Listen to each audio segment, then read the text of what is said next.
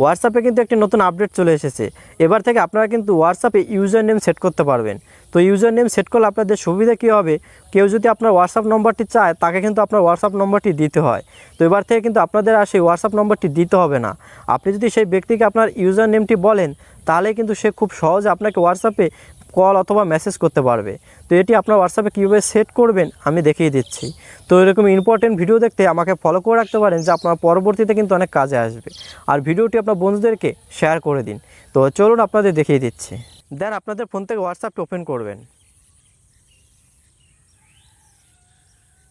Open করার পর উপর দিকে এই যে 3টি থ্রি ডট দেখতে পাচ্ছেন, জাস্ট এই থ্রি ডট চিহ্নটির উপর ক্লিক করবেন। তারপর এখান থেকে এই সেটিংস লেখাটির উপর ক্লিক করে দেবেন।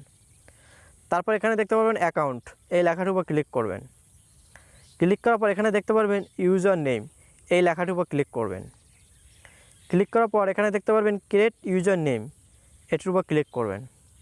তারপর এখানে আপনাদের পছন্দ মতো একটি নাম আপনি এখানে বসিয়ে দেবেন। তো নামটি বসিয়ে দেওয়ার পর যখনই দেখবেন এই নামটি অ্যাভেলেবেল, তখন কিন্তু এখানে সবুজ কালার চিহ্নটি চলে আসবে। আর এখানে দেখতে পাচ্ছেন এখন কিন্তু রেড কালার রয়েছে, এই নামটি কিন্তু অ্যাভেলেবেল নেই। তো এখানে আপনি আরেকটি সংখ্যা, যে কোনো একটি সংখ্যা দিয়ে দেবেন।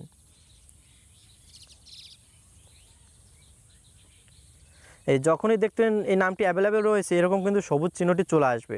তারপর আপনারা জাস্ট এখান থেকে নিচের দিকে এই সেভে ক্লিক করে দেবেন। তারপর এখানে ডানে ক্লিক করবেন। তাহলেই কিন্তু আপনার হোয়াটসঅ্যাপে আপনার ইউজার নেমটি সেট করা হয়ে গেল। এরপর থেকে কেউ যদি আপনার হোয়াটসঅ্যাপ নম্বরটি চায়, তাহলে যদি আপনি এই ইউজার নেমটি সেই ব্যক্তিকে বলেন, তাহলে কিন্তু সে খুব সহজে আপনাকে হোয়াটসঅ্যাপে মেসেজ অথবা কল করতে পারবে। That's it.